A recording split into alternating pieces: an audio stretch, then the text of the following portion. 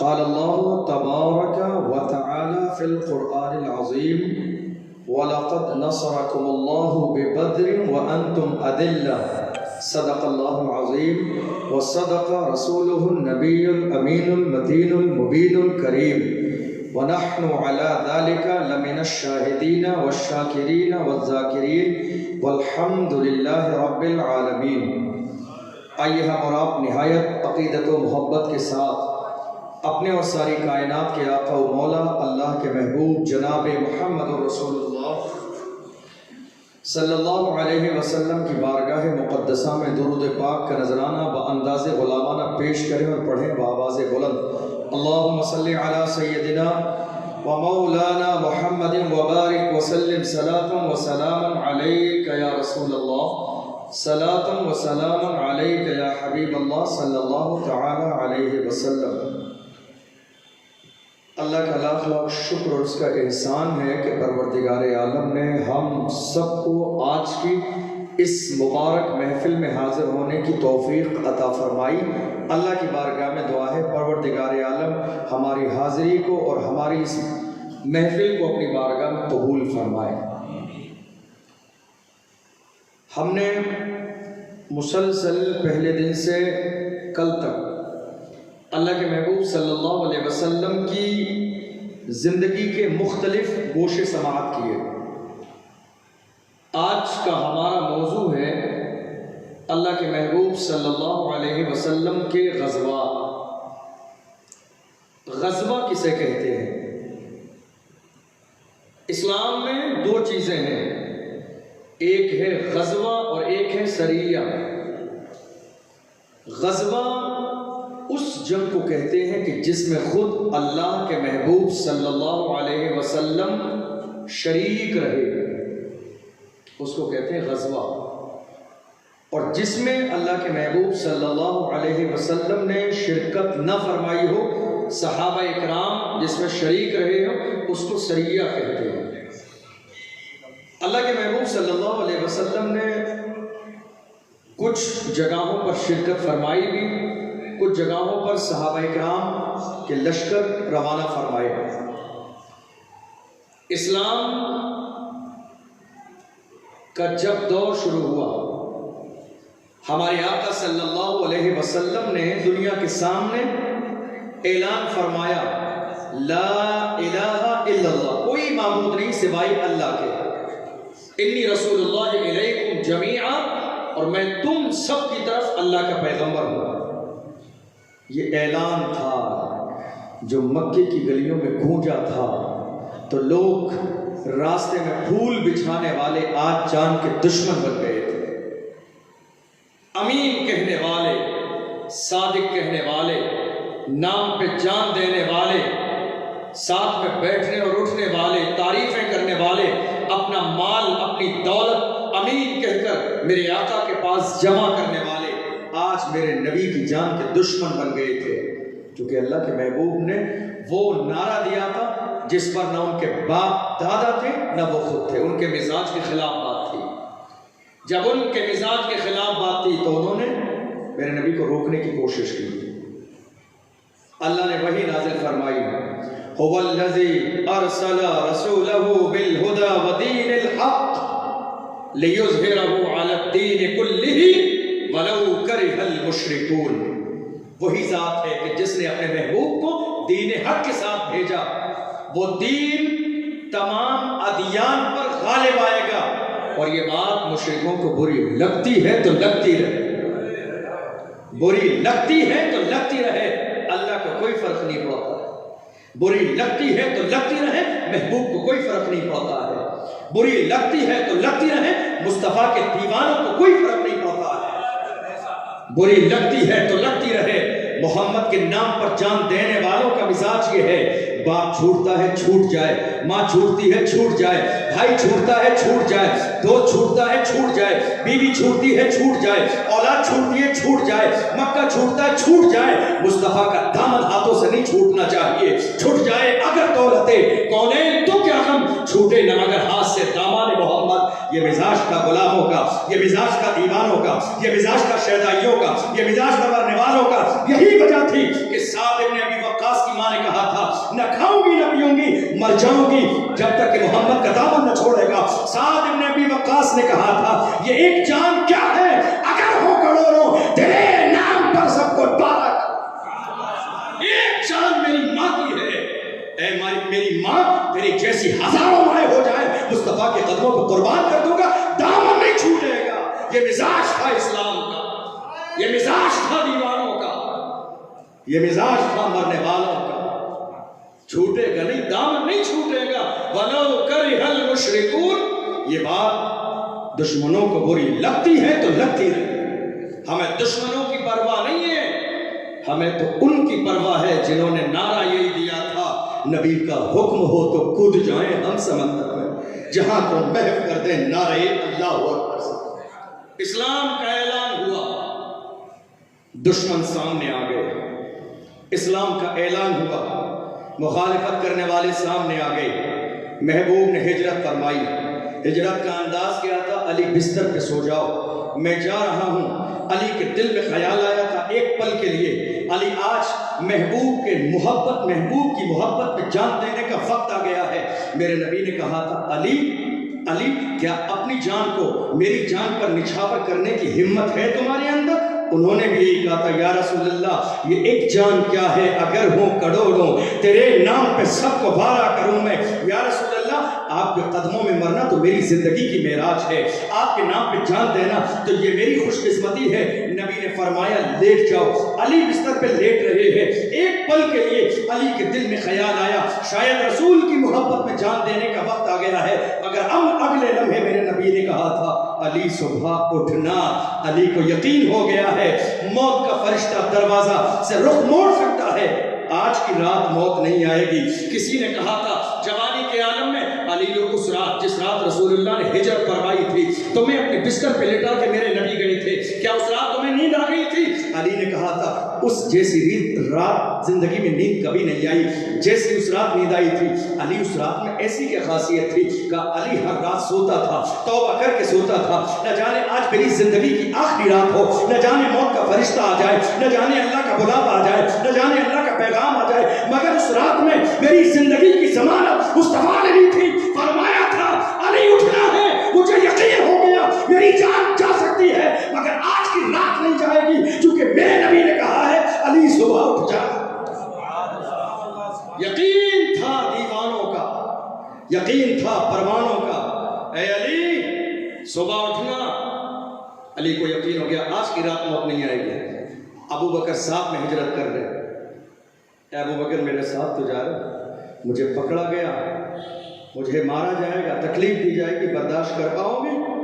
ابو بکر کہتے ہیں یا رسول اللہ اللہ مجھے اتنی لمبی زندگی دے جب کہ قیامت آئے گا، اتنی لمبی اللہ مجھے زندگی دے جب قیامت آئے گی، اتنے دن زندہ رہوں اور آپ کی محبت میں مجھے پکڑ لیا جائے، اور پکڑنے کے بعد مجھے ہر دن آپ کی محبت میں عذاب دیا جائے، نہ زندہ رہوں نہ مروں، یہ کنڈیشن ہو میری قیامت تک مجھے عذاب دیا جائے، مگر اگر آپ کی محبت میں ہو تو یہ میرے لیے عذاب نہیں میرے لیے نعمت ہے۔ محبت ابو بکر دیکھیں، میرے نبی نے ہجرت فرمائی، جب رات کو میرے نبی صبح میرے نبی نے کہا تھا رات کو ہجرت کرنا ہے، رات میں جب پیغمبر نے جا کے دروازے پہ ہاتھ رکھا تو ہاتھ رکھنے کی دیر تھی کہ ابو بکر نے دروازہ فوراً کھول دیا۔ اے ابو بکر رات کا وقت ہے، یہ سونے کا عالم ہے، آرام کا وقت ہے، میں نے دروازے پہ ہاتھ بس رکھا تھا، مکمل رکھا بھی نہیں تھا، اچانک سے تم نے دروازہ کیسے کھول دیا؟ بستر پہ لیٹنے والا جب دروازے پہ آتا ہے پل دو پل کی تاخیر ہوتی ہے، پل دو پل کی دیر لگتی ہے۔ اے ابو بکر میں نے صحیح سے دروازے پہ ہاتھ بھی نہیں رکھا تھا، اتنی جلدی سے دروازہ کیوں کھول دیا؟ اللہ اکبر۔ ابو بکر صدیق نے محبت سے لبریز جواب دیا تھا یا رسول اللہ آپ نے جب سے کہا تھا ہجرت کرنی ہے، اللہ کی ذات کی قسم ابو بکر نے پیٹھ کو جسم سے لگایا ہی نہیں۔ یا رسول اللہ جب سے آپ نے کہا تھا ہجرت کرنی ہے، جب سے آپ نے کہا تھا ہجرت کرنی ہے، ابو بکر نے پیٹھ کو جسم سے لگایا ہی نہیں ہے۔ نہ جانے کس وقت میں میرے آقا میرے گھر پہ تشریف لے آئے، نہ جانے کس وقت اللہ کے محبوب آ جائیں۔ یہ گستاخی ہے، بے ادبی ہے کہ نبی دروازے پہ کھڑے آواز دے رہے ہو اور ابو بکر بستر پہ آرام کر رہا ہو۔ یہ دیوانے ہیں، یہ مستانے ہیں، یہ نام پہ جان دینے والے ہیں۔ یا رسول اللہ میں نے آرام ہی نہیں کیا، بستر سے پیٹھ لگائی نہیں۔ یا رسول اللہ میں بھی چلوں گا، ساتھ چلیں۔ راستے میں جا رہے ہیں، ایک دن آج ہجرت کی رات کا ہے اور ایک دن جنگ سے واپسی کے موقع پر حضرت علی کا ہے، دونوں واقعے سیم ہیں۔ ہجرت کی رات میں حضرت ابو بکر صدیق نے غار ثور میں محمد الرسول اللہ کے سر مبارک کو اپنے گود میں رکھا تھا، تکیے کی جگہ عرش اعظم کے فرشتے بھی ناز کر رہے تھے ابو بکر کی قسمت۔ اور ایک دن وہ بھی آیا تھا جب میرے آقا کو آرام فرمانے کے لیے تکیے کی ضرورت تھی تو حضرت علی نے اپنی گودی پیش کی تھی۔ یا رسول اللہ میری زندگی کی معراج ہو جائے، اگر آپ نگاہ کرم فرما دیں، میری گودی میں سر رکھ لیں۔ آج ابو بکر نے سر رکھا، ایک جگہ علی نے سر رکھا، مگر محبت دیکھیں، جہاں محبت ہوتی ہے وہاں ادب ہوتا ہے، جہاں محبت ہوگی وہاں تواضع ہوگی۔ دو جلیل القدر جانساروں نے پیغمبر کا سر اپنی گودی میں رکھا، لیکن جگانے کی شدید حاجت ہوئی مگر ہلایا نہیں۔ پہلا موقع ہجرت کی رات میں ابو بکر کے پیر میں غار ثور میں سانپ نے کاٹا تھا، مگر ابو بکر نے اپنے جسم کو ایسا کر لیا تھا جیسے پتھر کی مورتی بن گئے ہو، جنبش نہیں ہوئی۔ کیوں؟ تاکہ میرے نبی کے آرام میں خلل نہ پڑ جائے۔ علی نے گودی میں سر رکھا، نماز جا رہی ہے، وقت نکل رہا ہے، سورج ڈوب رہا ہے، مگر علی کو جنبش نہیں ہو رہی ہے۔ ایک طرف آسمان کے سورج کو دیکھ رہے ہیں اور ایک طرف اپنی گود میں چاند کو دیکھ رہے ہیں، فیصلہ کریں تو کیسے؟ ایک طرف نماز چھوٹ رہی ہے، ایک طرف مصطفیٰ کی محبت ہے۔ علی کی محبت نے فیصلہ کر دیا تھا، نمازیں قضا ہو تو پھر سے ادا ہو، محبت قضا ہو نہ پھر سے ادا ہو۔ نماز اسلام میں قضا ہو جائے تو ادا کا طریقہ ہے، نہ جانے میری زندگی میں میرے آقا کا سر مبارک میری گود میں دوبارہ آئے نہ نمازیں قضا ہو۔ اور جب علی کی نماز قضا ہو گئی، آنکھوں سے آنسو نکل گئے، رسول کے چہرے پہ گرے، علی نماز؟ کہا رسول اللہ نماز نہیں پڑھی تھی، نماز کا ٹائم نکل گیا، بس اتنی سی بات ہے، جاؤ وضو کرو۔ علی سوچ رہے تھے شاید وضو کے بعد میرے نبی کہیں گے کوئی بات نہیں قضا پڑھ لو، کہا نہیں علی میری محبت میں چھوٹی ہے، قضا نہیں پڑھواؤں گا۔ پیغمبر نے ہاتھ اٹھائے، اللہ کی بارگاہ میں دعا کی، اے اللہ علی کے لیے سورج کو واپس کر دے۔ اللہ نے نہیں پلٹایا۔ لوگ کہتے ہیں نبی نے دعا کی اللہ نے پلٹا دیا، نہیں، اللہ نے نہیں پلٹایا۔ آپ کو حیرت ہوئی گی یہ جملہ سن کے، اللہ نے نہیں پلٹایا سورج کو، مگر اگلی بات اللہ نے فرمایا میرے محبوب سورج کو پلٹانے کے لیے تمہیں ہاتھ اٹھا کے دعا کرنے کی ضرورت نہیں ہے، جب تم پیدا ہوئے تھے چاند و سورج کو میں نے تمہارا غلام بنا دیا تھا۔ محبوب ہاتھ مت اٹھاؤ، محبوب دعا مت کرو، میری رحمت کو پکارو نہیں، یہ چاند و سورج نکلنے سے پہلے تیری بارگاہ میں آ کے اجازت لیتے ہیں، آپ کی اجازت ہو تو ہم چمکنے لگے، آپ کی اجازت نہ ہو تو ہم چمکنا چھوڑیں۔ آپ کی بارگاہ میں آتے ہیں اجازت لینے کے لیے، اے میرے محبوب یہ غلام ہے، اشارہ کرو، آپ کو دعا کرنے کی ضرورت نہیں ہے۔ آپ کو یاد نہیں ہے حضرت عباس نے کیا کہا تھا؟ 2 سال کی عمر میں میرے آقا پالنے میں چھوڑ رہے تھے، علی کے حضرت عباس دیکھنے کے لیے گئے تھے، انہوں نے دیکھا تھا مصطفیٰ چاند سے باتیں کر رہے ہیں۔ کہ میں نے آسمان کی طرف نگاہ اٹھائی، دیکھو تو چل کیا رہا ہے، تو میں نے دیکھا کہ آسمان کا چاند ادھر ادھر میں حیران ہو گیا، مہینہ پورا بھی نہیں ہوا ہے، 14 کا جان بھی نہیں ہے، پورے آسمان پہ چکر کیسے لگا رہا ہے۔ جب میں نے مصطفیٰ کریم رؤوف الرحیم کی انگلی دیکھی تو مصطفیٰ کی انگلی جدھر جاتی تھی آسمان کا چاند ادھر جاتا تھا۔ سرکار اعلیٰ حضرت فرماتے ہیں چاند جھک جاتا جدھر انگلی اٹھاتے مہد میں کیا ہی چلتا تھا اشاروں پر کھلونا۔ دیوانے ہیں، ہجرت ہو گئی محبوب کی، زمانہ آگے بڑھتا رہا، مسلمان پریشانیاں اٹھاتے رہے، تکلیفیں اٹھاتے رہے، لیکن کسی زمانے میں تاریخ میں یہ نہیں ملے گا کہ جس نے پیغمبر کے دامن کو تھام لیا اس نے کسی بھی تکلیف کی بنیاد پر زندگی میں کبھی ایک بار بھی محمد کا دامن چھوڑا نہیں۔ آگے تو دامن میں آگے۔ اب جب مدینے میں جا کے دیوانے بس گئے, دیوانے رہنے لگے تو ان دشمنوں کو چین نہیں آیا. ہجرت کی رات کیا ہوا تھا؟ مشورہ ہوا کیا کریں. لوگ زیادہ سے زیادہ چلے گئے ہیں مدینے میں, کہیں ایسا نہ ہو کہ کسی دن یہ محمد بھی ہجرت کر کے چلے جائیں گے اور وہاں جا کے لشکر تیار کر لیں گے, ہم پہ آ کے حملہ کر دیں گے. میٹنگ ہوئی, اور جانتے ہو میٹنگ ہوئی کہاں؟ دار الندوہ میں. یہ ندوہ ہر زمانے میں رسول کا دشمن رہا, آج بھی ہے. یہ ندوہ ہر زمانے میں پیغمبر کا دشمن رہا. کسی نے کہا گھر میں بند کر دو, کسی نے کہا یہ کر دو, کسی نے کہا یہ کر دو. آخر میں ایک رائے ابلیس نے دی, کا نہیں, پورے مکے کے بڑے بڑے قبیلوں کا ایک فرد لے لو, سب مل کے محمد کو قتل کر دو. یہ عرب کے لوگ جتنے بھی ان کے خاندان کے ہیں کسی سے بدلہ نہیں لے سکیں گے. سب نے مل کے پیغمبر کے دروازے پہ محاصرہ کیا. اللہ نے فرمایا محبوب پڑھو, وَجَعَلْنَا مِن بَيْنِ أَيْدِيهِمْ سَدًّا وَمِن خَلْفِهِمْ سَدًّا فَأَغْشَيْنَاهُمْ فَهُمْ لَا يُبْصِرُونَ. میرے نبی نے مٹی اٹھائی, پڑھی, ڈال دی, کھڑے رہ گئے. مصطفیٰ نگاہوں کے سامنے سے نکل کے چلے گئے. صبح ہوئی, تلاش میں رہ گئے, تلاش کرتے رہے. اب اس کے بعد راستے سے میرے آقا صلی اللہ علیہ وسلم گزرتے جا رہے ہیں. ام معبد کا ایک خیمہ ملا. اللہ کے محبوب صلی اللہ علیہ وسلم وہاں رکے, دودھ مانگا. کہا نہیں, میری بکری کے تنوں میں دودھ نہیں ہے. فرمایا اجازت تو میں نکال لوں؟ اجازت ہے, آپ نکال لیں. پیغمبر اعظم نے ہاتھ پھیرا ہے, تھن دودھ سے لبالب بھر گئے. خود بھی پیا, ابو بکر کو پلایا, عبداللہ بن اریقب کو پلایا, اور اس کے بعد ام معبد سے کہا تم بھی پیو. انہوں نے بھی پیا. کہا تمہارے گھر میں جتنے برتن ہیں سب لاؤ, سب بھر دیتا ہوں. سب کو بھر دیا. پیغمبر آگے چلے گئے. ابو معبد آئے, انہوں نے پوچھا کیا ہوا؟ کوئی دودھ کا سمندر ہاتھ لگ گیا؟ گھر کے سارے برتن دودھ سے بھرے ہوئے؟ کہا نہیں, ایک آنے والا آیا تھا جو مبارک تھا. ایک آنے والا آیا تھا. ان کے شوہر نے کہا تھا کیسا دیکھنے میں؟ کہا کوئی مثال ہو تو مثال دوں. آنے والا تھا کیسا دیکھنے میں؟ کہا نہیں, ان کی مثال نہیں ہو سکتی. وہ ایسا چہرہ تھا کہ میری آنکھوں نے آج تک ایسا حسن دیکھا ہی نہیں. ان کی مسکراہٹ کا عالم یہ تھا کہ میں نے کسی اس دنیا میں مسکرانے والے کو ایسا دیکھا ہی نہیں ہے. میں کیسے مثال دوں کہ وہ کیسے تھے؟ ان کا حسن بے مثال تھا, ان کی باتیں بے مثال تھی, انداز بے مثال تھا, ان کا آنا بے مثال تھا. وہ میرے خیمے میں داخل ہوئے تھے, ابھی تک سونگ لو مجھ کو عنبر کی خوشبو آ رہی ہے.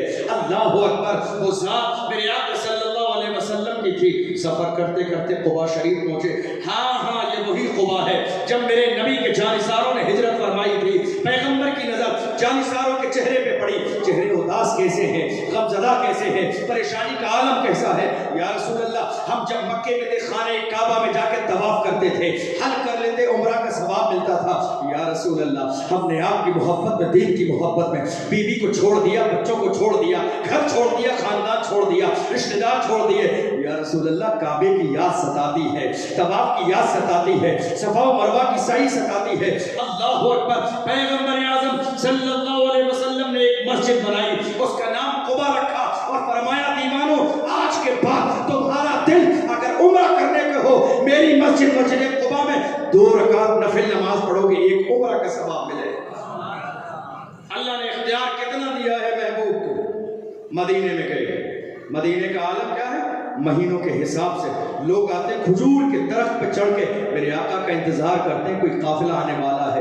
بچیاں لائن سے روزانہ تف لے کے کھڑی ہو جاتی ہیں بجانے کے لیے کہ کوئی آنے والا ہے. اللہ اکبر. محمد رسول اللہ جب آج تشریف لا رہے ہیں, اور یاد رکھیں جس دن میرے نبی پہنچے تھے مدینے میں وہ پیر کا دن تھا, 12 ربیع الاول کا دن تھا. تاریخ اٹھا کے دیکھیے, صحابہ لائن لگائے کھڑے تھے, بچیاں کھڑی ہیں, عورتیں چھتوں پہ کھڑی ہیں, لوگ کھجور کے درخت میں ہیں, ہاتھوں میں دف ہے. اللہ اکبر. جب پیغمبر کو دیکھا ہے, بچیوں نے پکار کے دف کو بجانا شروع کیا تھا. طلع البدر علینا من ثنیۃ الوداع وجب الشکر علینا ما دعا للہ داعی. اللہ اکبر. جلوس نکالا جا رہا ہے, لوگ نعرے لگا رہے ہیں, سرکار کی آمد مرحبا, سرکار کی آمد مرحبا. یتیموں کا ماما آ گیا ہے, بے سہاروں کا سہارا آ گیا ہے, بیواؤں کو عزت دینے والا آ گیا ہے، غریبوں کو سینے سے لگانے والا آ گیا ہے، وہ آ گیا ہے جس کی وجہ سے کائنات کو پیدا کیا، وہ آ گیا ہے جس کی وجہ سے ابراہیم کو خلت دی، وہ آ گیا ہے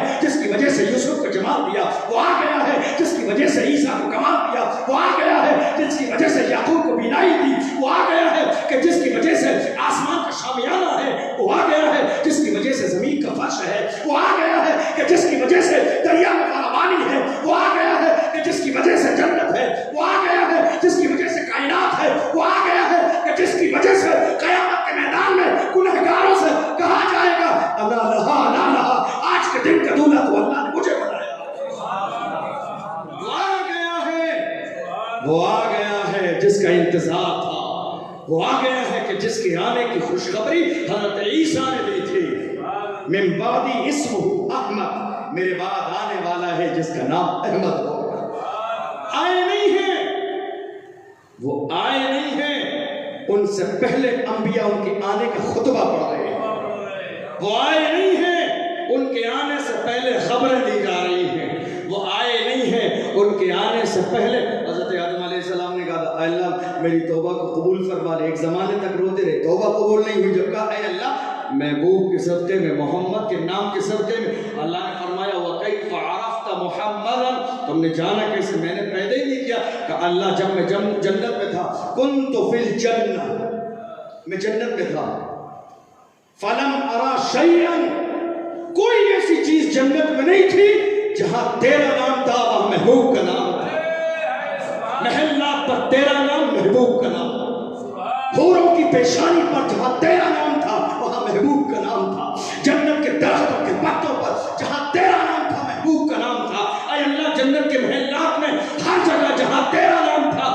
وہ محبوب کا نام تھا، عرش اعظم پر تیرا نام محبوب کا نام، میں نے جان لیا یہ وہ ہے جو اللہ کے لیے سب سے خاص ہے۔ اللہ اکبر، سرکار اعلیٰ حضرت پکار کر کہتے ہیں بلغ العلا بکمالہ کشف الدجی بجمالہ حسنت جمیع خصالہ صلو علیہ وآلہ، سر عرش پر ہے تیری گزر، دل فرش پر ہے تیری نظر، ملکوت ملک میں کوئی شے نہیں وہ جو تجھ میں آیا نہیں، وہ مقام۔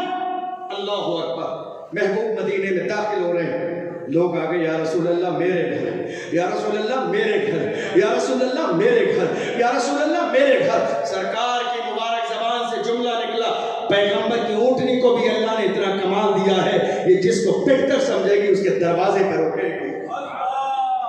ابو ایوب انصاری، آپ کی قسمت کو سلام، ابو ایوب انصاری، آپ کی زندگی کو سلام، ابو ایوب انصاری، آپ کے دو منزلہ مکان کو سلام، ابو ایوب انصاری، آپ کے اس حجرے کو سلام جس میں مصطفیٰ کریم نے آرام فرمایا ہے، ابو ایوب انصاری، آپ کے ان برتنوں کو سلام جس پہ مصطفیٰ کی انگلیاں لگی ہے، ابو ایوب انصاری، آپ کے اس پانی کے گلاس کو سلام جس کو مصطفیٰ کریم نے لمحۂ مبارکہ سے لگایا ہے، ابو ایوب انصاری، آپ کے اس بستر کو سلام جس بستر پر مصطفیٰ آرام فرماتے ہیں۔ اللہ اکبر، پیغمبر کی اونٹنی قصبہ رک گئی ہے ابو ایوب انصاری کے مکان پہ، لوگوں نے کہا دو منزلہ مکان ہے، میرے آقا کو نیچے ٹھہرا دو تاکہ لوگ آنے جانے والے ملتے رہیں۔ ابو ایوب انصاری نے کہا یہ ناممکن ہے، میں اوپر کیسے رہوں گا، مصطفیٰ نیچے رہیں گے۔ اللہ اکبر، نہیں میرے آقا اوپر رہیں گے، میں نیچے رہوں گا۔ کھانا تیار کیا، محبوب کی بارگاہ میں بھیجا، پیغمبر اعظم نے کھانا کھایا، تھوڑا سا چھوڑ دیا، وہ جانتے کہ محبت کتنی غالب ہے، سارا کھانا میرے پاس بھیج دیا ہوگا، اپنے لیے چھوڑا نہیں ہوگا، میرے آقا نے تھوڑا سا کھانا بیوی اور شوہر کے لیے چھوڑ دیا۔ جب وہ واپس آیا ہے تو پلیٹ گھما گھما کے دیکھتے ہیں کہ پیغمبر کی انگلیاں کہاں لگی ہیں، ہم اس جگہ سے چھانٹ چھانٹ کے کھا لیں، گھما گھما کے دیکھتے ہیں، بار بار پلیٹ گھما رہے ہیں، احساس ہو جائے پیغمبر نے لقمہ یہاں لگایا ہے، پیغمبر نے لقمہ یہاں لگایا ہے، پیغمبر نے لقمہ یہاں لگایا ہے۔ یہ محبت کی علامت ہے، جہاں محبت ہوتی ہے وہاں تحقیق نہیں تصدیق ہوگی، جہاں محبت ہوگی وہاں تحقیق نہیں ہوگی، تفتیش نہیں ہوگی، جانچ نہیں ہوگی، بحث نہیں ہوگی، سر جھکانے کا تصدیق کا مزاج پایا جائے گا۔ پیغمبر نے معراج کی، اللہ کا دیدار کیا، اور جب اللہ کا دیدار کیا معراج کے بعد واپس آئے، پیغمبر نے فرمایا رأیت ربی عز وجل فی احسن احسن صورت، میں نے پروردگار کو حسن و جمال والی صورت میں دیکھا۔ مکے والوں نے انکار کر دیا، میرے آقا کی بارگاہ سے اٹھ کے ابو بکر کے پاس گئے۔ ابو بکر تمہارے صاحب تمہارے دوست یہ کہتے ہیں، تمہارے دوست یہ کہتے ہیں اللہ کو دیکھ کے آئے۔ حضرت ابو بکر صدیق نے کہا ان قالہ فقد صدق، اگر محمد کی زبان سے یہ جملہ نکلا ہے تو یہ سچا ہے۔ کیوں؟ جو شب کو کہہ دیا دن ہے تو دن نکل آیا، جو شب کو کہہ دیا دن ہے تو دن نکل آیا، جو دن کو کہہ دیا شب ہے تو رات ہو کے رہی۔ تمہارے منہ سے جو نکلی وہ بات ہو کے رہی۔ وما ينطق عن الهوى ان هو الا وحی یوحی، نبی اپنی طرف سے کچھ نہیں بولتے ہیں، پیغمبر کی زبان سے وہی نکلتا ہے جو پروردگار عالم چاہتا ہے۔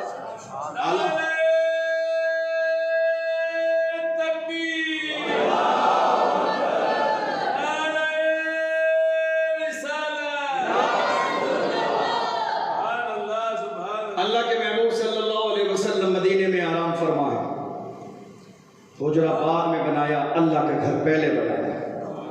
عائشہ کا حجرہ بعد میں بنا، اللہ کا گھر پہلے بنا۔ حضرت ام سلمہ کا حجرہ بعد میں بنا، رسول نے اللہ کا گھر پہلے بنایا۔ تبلیغ شروع ہو گئی۔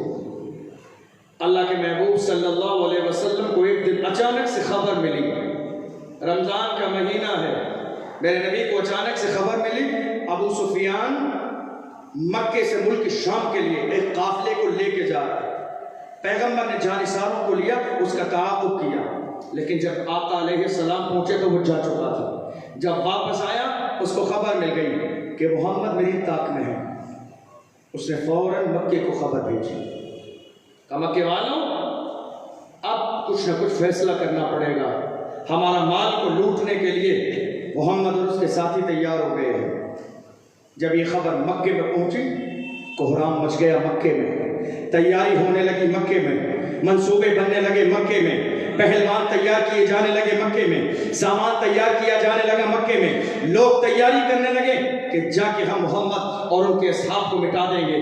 تیاری کی جانے لگی اور اس کے بعد ایک بہت عظیم لشکر جرار پیغمبر اعظم صلی اللہ علیہ وسلم اور آپ کے دین، آپ کے اصحاب کو مٹانے کے لیے پوری شان اور تیاری کے ساتھ نکلنے لگا۔ ابو لہب جگہ تم نہیں چلتے؟ کہا نہیں میں نہیں جاؤں گا۔ لوگوں نے بہت سمجھایا، جانے کے لیے تیار نہیں۔ ساتھ میں عتبہ بھی ہے، شیبہ بھی ہے، ربیع بھی ہے، حکیم بن حزام بھی ہے، حضرت عباس بھی ہیں، یہ سارے کے سارے تقریباً 1200 لوگ اس لشکر میں شامل ہوئے۔ اور اس کے بعد جب راستے میں پہنچے لوگوں کو معلوم ہوا کہ نہیں محمد اور ان سے محبت کرنے والے، لڑنے والے لوگ نہیں ہیں، تو تقریباً 200 لوگ بیچ لشکر سے الگ ہو گئے تھے۔ 1000 کا جو قافلہ تھا یہ جا کے بدر کی سرزمین پر پہنچا۔ محمد رسول اللہ صلی اللہ علیہ وسلم کے جانثار بھی پہنچ گئے ہیں۔ اب ذرا اندازہ لگائیے محمد رسول اللہ کے ساتھ جو لوگ ہیں ان کا انداز کیا ہے۔ کتابوں میں 1 یا 2 گھوڑے تھے، 313 مسلمانوں کے پاس۔ آپ کی تاریخ، آپ کی تاریخ ہے یہ۔ سوار ہونے کے لیے گھوڑے نہیں، لڑنے کے لیے تلواریں نہیں، بچنے کے لیے ڈھال نہیں، دشمن کو مارنے کے لیے نیزے اور بھالے نہیں۔ نہتے مسلمان، ننگے پیر مسلمان، کمزور مسلمان، رمضان کے مہینے میں 3 دن کے فاقے سے ہیں مسلمان۔ ایسی کنڈیشن میں رسول کے پیغام پر آئے ہیں، ہم بھی مسلمان ہیں، عیش و عشرت کی زندگی گزار رہے ہیں، گھر میں ہمارے اے سی بھی ہے، قالین بھی ہے، سنگ مرمر بھی لگا ہوا ہے۔ ان ساری نعمتوں کے بعد بھی ہمیں یہ توفیق نہیں ہے کہ ہم فجر میں اٹھ کے 2 رکعت نماز پڑھ لیں۔ توفیق نہیں ہے، ہمیں توفیق نہیں مل رہی ہے۔ اور اس کے بعد ہم کیا سوچتے ہیں، کام میں ہم نے نماز چھوڑ دی۔ نہیں، ایسا نہیں ہے۔ اللہ جب ناراض ہوتا ہے تو دولت نہیں چھینتا ہے، مال نہیں چھینتا ہے۔ اللہ جب ناراض ہوتا ہے تو سجدے کی توفیق چھین لیتا ہے۔ اللہ جب ناراض ہوتا ہے تو سجدے کی توفیق چھین لیتا ہے۔ نماز اگر تم نے نہیں پڑھی ہے تو یہ مت کہو ہم نے نہیں پڑھی، بلکہ یہ سوچو کون سا ایسا گناہ ہوا ہے کہ اللہ نے اپنے سامنے کھڑا کرنے کے قابل ہی نہیں سمجھا۔ پیغمبر اعظم صلی اللہ علیہ وسلم نے جانثاروں کو جمع کیا۔ جب بدر کی سرزمین پر پہنچے تو اونچی جگہ ان دشمنوں نے قبضہ کر لیا، کیونکہ اونچی جگہ سے دشمن پر حملہ کرنا بہت آسان ہوتا ہے۔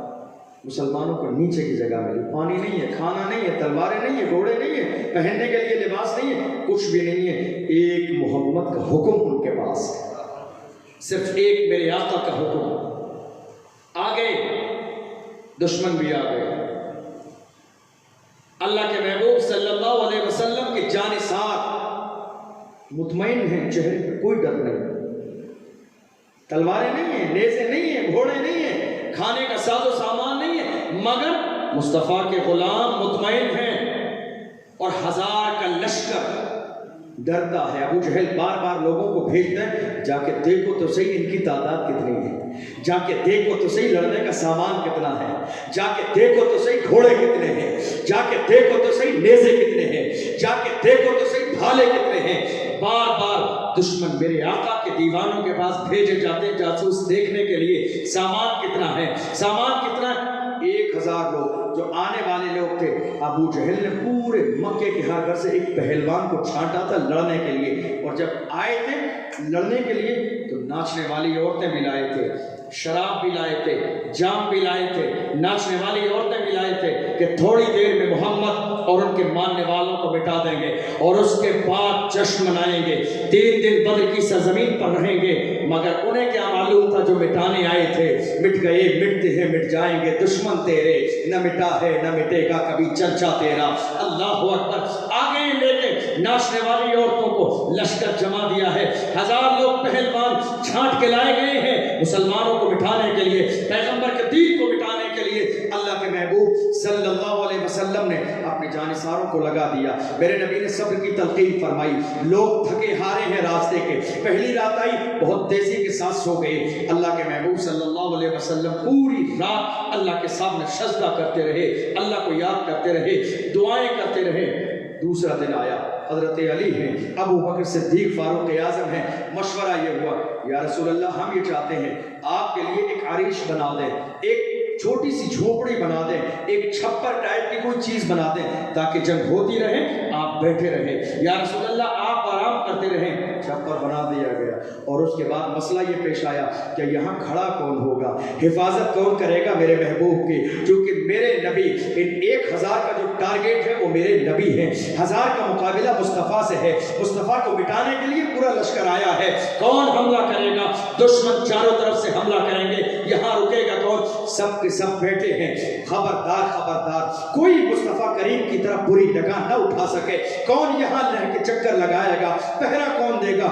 لوگ سوچ رہے ہیں کون لبیک کہے، سب سے پہلا اٹھنے والا اس کائنات میں اگر کوئی تھا تو وہ ابو بکر ہے، صدیق اکبر کھڑے ہو گئے ہیں، ابو بکر ہے، جان دے دے گا، پہلے تیر سینے پہ کھائے گا، مصطفیٰ کی قریب نہیں آنے دے گا۔ اللہ اکبر۔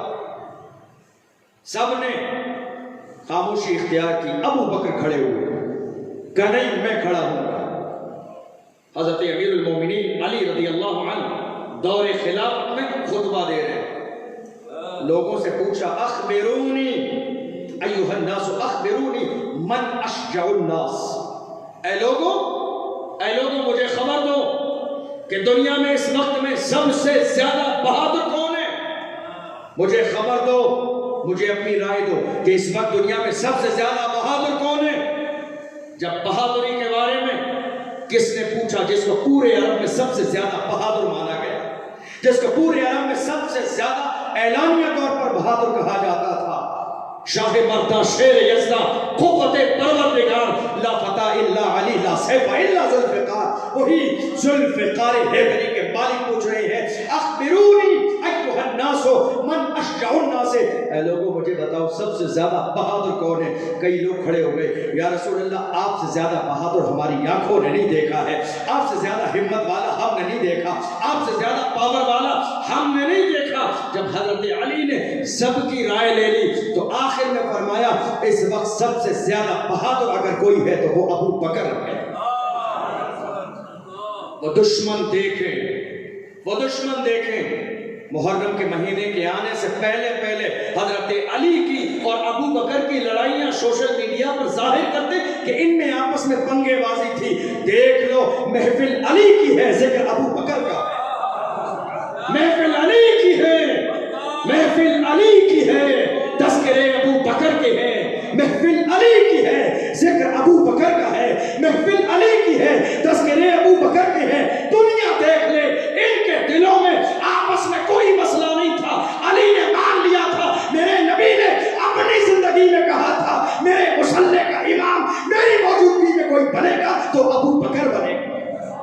عمر نے مان لیا تھا، عثمان نے مان لیا تھا، علی نے مان لیا تھا۔ ان کے دلوں میں مسئلہ نہیں تھا، مسئلے تو ان کے دل میں ہے جہاں کینہ بھرا ہوا ہے۔ مسئلے ان کے دل میں ہے جنہوں نے دین کو پڑھا نہیں، مسئلے ان کے دل میں ہے جنہوں نے قرآن کو سمجھا نہیں، مسئلے ان کے دل میں ہے جن کو نبی کی حدیث پڑھنا تو بڑی بات ہے، اس کی عبارت کو پڑھنے کا سلیقہ نہیں آتا، اعراب لگانے کا سلیقہ نہیں آتا، تعلیل صرفی نہیں آتی، ترکیب نحوی نہیں آتی، بلاغت کو جانتے نہیں، فصاحت کو جانتے نہیں، علم معانی کو جانتے نہیں، بلاغت کو جانتے نہیں، بدیع کو جانتے نہیں، مشترک کو جانتے نہیں، معول کو جانتے نہیں، کسی چیز کو نہیں جانتے۔ یہ کہتے ہیں ان میں آپس میں اختلاف تھا۔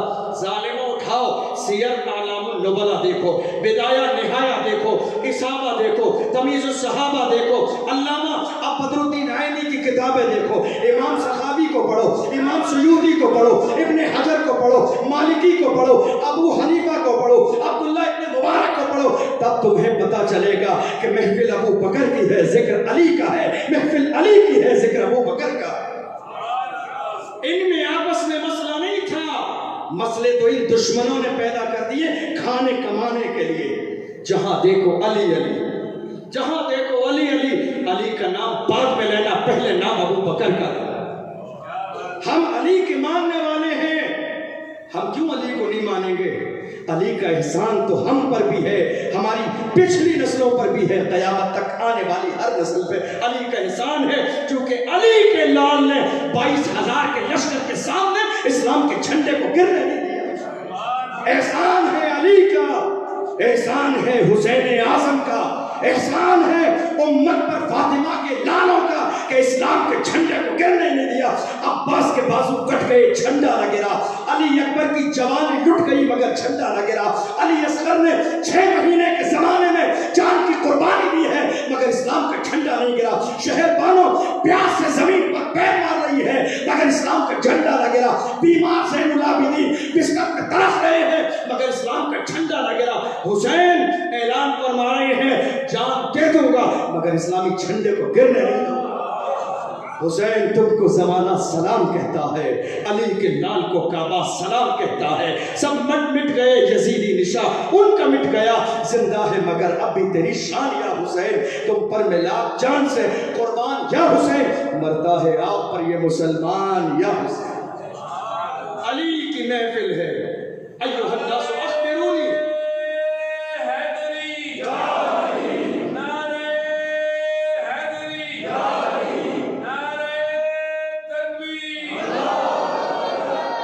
علی کی محفل ہے، اور ذکر کس کا ہو رہا ہے؟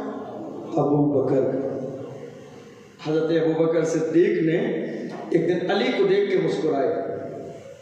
کیوں مسکرا رہے؟ علی نے کہا ابو بکر کیوں مسکرا رہے؟ کہ میں نے رسول اللہ سے سنا تھا علی جنت کے ٹکٹ بانٹیں گے، اس لیے رشک کر رہا ہوں آپ کی قسمت پہ۔ کس نے کہا یہ؟ ابو بکر صدیق رضی اللہ عنہ۔ میں مسکرا رہا ہوں اس لیے رش کر رہا ہوں آپ کی قسمت پر کہ میرے نبی نے کہا تھا علی جنت کے ٹکٹ بانٹیں گے۔ حضرت علی بھی مسکرانے لگے گا، آپ کیوں مسکرا رہے ہیں؟ کہ آپ نے پوری بات پہ توجہ نہیں دی، میرے نبی نے یہ بھی کہا تھا علی ٹکٹ اسی کو دینا جس کے دل میں ابو بکر کی محبت ہو، ٹکٹ اسی کو دینا، جنت کا داخلہ اسی کے لیے ہے جس کے دل میں ابو بکر کی محبت۔ ان میں آپس میں مسئلہ نہیں تھا، ان ناخندہ لوگوں کو پتہ ہی نہیں ہے دین کے بارے میں، اسلام کو سمجھا ہی نہیں، قرآن کو سمجھا نہیں، آپس میں فرق کرنے لگے۔ میرے آقا صلی اللہ علیہ وسلم نے فرمایا اپنی زندگی میں، بخاری کی حدیث ہے، مرو ابا بکر ان یصلی بالناس، میرے بعد میرے مصلی کا امام ابو بکر بنے گا۔ اور رسول کے وصال کے بعد جب رسول پاک صلی اللہ علیہ وسلم نے وصال فرمایا تو ایک طرف انصار ہیں اور ایک طرف مہاجرین ہیں۔ انصار نے دلیل دی خلافت کے حقدار سب سے زیادہ ہم ہیں، کیونکہ جب مکے والوں نے نکالا تھا تو مددگار ہم بنے تھے۔ مہاجرین نے کہا تم سے زیادہ حقدار ہم ہیں، کیونکہ ہم تھے کہ جس نے رسول کی محبت میں بیوی کو بھی چھوڑا تھا، بچوں کو بھی چھوڑا تھا، اولاد کو چھوڑا تھا، خاندان کو چھوڑا تھا، دکان کو چھوڑا، مکان کو چھوڑا، باغات کو چھوڑ دیا۔ ہم وہاں رئیس اعظم تھے، مدینے میں آ کے فقیر اعظم بن گئے۔ یہ رسول کی محبت میں ہمارا زیادہ حق ہے۔ مدینے والے اپنی کہہ رہے ہیں، مکے والے اپنی کہہ رہے ہیں۔ اسی عالم میں عمر فاروق اعظم، وہ عمر جن کے بارے میں رسول نے فرمایا لو کان بعدی نبی لکان عمر، میرے بعد اگر کوئی نبی ہوتا تو عمر ہوتے، وہی عمر آگے ابو بکر کے ہاتھ کو پکڑ لیا ہے۔ پکڑنے کے بعد ہاتھ میں ہاتھ دیا اور فرمایا اے لوگوں سنو، عمر کی رائے یہ ہے جب پیغمبر نے اپنی زندگی میں ابو بکر کو دین کا امام بنا دیا ہے تو عمر دنیا کا امام ماننے کے لیے تیار ہے۔ میرے نبی نے دین کا امام بنایا ہے ابو بکر کو، تو میں انہیں دنیا کا امام ماننے کے لیے تیار ہوں۔ اللہ اکبر۔ جس وقت میں اعلان کیا تھا سب کے سب لوگوں نے بیعت کی تھی۔ نہ عمر کو اعتراض ہے، نہ عثمان غنی کو اعتراض ہے، نہ علی مشکل کشا کو اعتراض ہے، نہ عبد الرحمن بن عوف کو اعتراض ہے، نہ حضرت زبیر کو اعتراض ہے، نہ حضرت طلحہ کو اعتراض ہے، نہ حضرت عمرو بن عاص کو اعتراض ہے، نہ دیگر صحابہ کو اعتراض ہے۔ سب کے سب مان رہے ہیں افضل البشر بعد الانبیاء بالتحقیق امیر المؤمنین ابی بکر صدیق، نبیوں کے بعد اس امت میں سب سے بڑا مرتبہ اگر کسی کا ہے تو وہ ابو بکر صدیق کا۔ ان میں مسئلہ نہیں تھا، لیکن ان دشمنوں سے پوچھو محرم کے آنے سے پہلے یہ فضا چلا دیتے ہیں صحابہ میں آپس میں دشمنی تھی، ان میں مسئلہ نہیں تھا۔ وہ ہیں کہ جن کے بارے میں اللہ فرماتا ہے رضی اللہ عنہم ورضوا عنہ، اللہ ان سے راضی ہوا، وہ اللہ سے راضی ہو گئے۔ وہ جماعت ہے صحابہ کی کہ جس کے بارے میں اللہ نے فرمایا وَكُلًّا وَعَدَ اللَّهُ الْحُسْنَى، اللہ نے ان تمام سے بھلائی کا ارادہ فرمایا، وعدہ کیا ہے اللہ نے۔ صحابہ کی جماعت وہ جماعت ہے کہ جس کے بارے میں میرے نبی نے فرمایا اصحابی کالنجوم فبأیہم اقتدیتم اقتدیتم، میرے صحابہ ستاروں کی طرح ہے، ان میں سے جس کی بھی پیروی کرو گے ہدایت پا جاؤ گے۔ ان میں آپس میں کوئی مسئلہ نہیں تھا، مسئلے ان کے ہیں بے وقوف لوگوں کے جو صحابہ اکرام کی شان میں گستاخی کرتے ہیں۔ ہمارا اعلان اور اہل سنت و جماعت کا نظریہ اگر سننا چاہتے ہیں تو سنیں۔ ہمارا اعلان اور ہمارا مزاج یہ ہے کہ جس سے امام حسن نے صلح کی ہے ہم اس سے جنگ نہیں کر سکتے، اور جس سے میرے حسین کی جنگ ہوئی ہے اس سے کبھی صلح نہیں ہو سکتے۔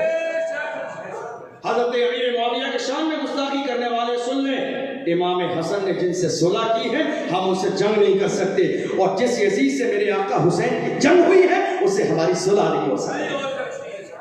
میرے آقا صلی اللہ علیہ وسلم ہجرت فرما کے گئے ہیں۔ آپ ذرا دیکھیے ہجرت کی رات میں عالم کیا ہے۔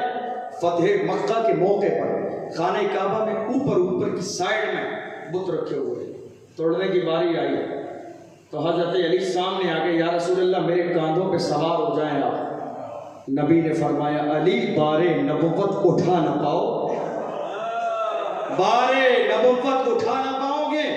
اور ہجرت کی رات میں ابو بکر سامنے آ کے بیٹھ گئے، یا رسول اللہ میرے کاندھوں پہ سوار ہو جائے، تو پیغمبر کاندھوں پہ سوار ہو گئے، منع نہیں فرمایا۔ سامنے آنے والے دو ہیں، سامنے آنے والے دو ہیں، ایک طرف علی ہے ایک طرف ابو بکر ہے، مگر عالم یہ ہے علی سے کہا بائے نبوت اٹھا نہ پاؤ گے، ابو بکر کا عالم یہ ہے ابو بکر بیٹھ جاؤ، تیرے کاندھے پہ سوار ہونے کے لیے محمد تیار ہے۔ رسول نے دونوں کا مقام بتا دیا، سمجھنے والے کے لیے اشارہ کافی ہے۔ ایک طرف ابو بکر ہے تو دوسری طرف علی ہے۔ دنیا والوں جان لو یہ مصطفیٰ کے دونوں بازو ہیں، میرے نبی نے ان میں فرق نہیں کیا ہے، دنیا کو پیغام دیا ہے ان میں سے کسی کا دامن تھامو کہ جنت کے حقدار بن جاؤ۔ میرے آقا صلی اللہ علیہ وسلم مدینے میں آ گئے، بدر کی سرزمین پہ آ گئے، دشمنوں نے اونچی جگہ کو پسند کر لیا تاکہ حملہ کرنا آسان ہو۔ ابو بکر صدیق اور دیگر صحابہ کرام کو میرے نبی نے جمع فرمایا، اور اس کے بعد رسول اللہ نے مشورہ کیا۔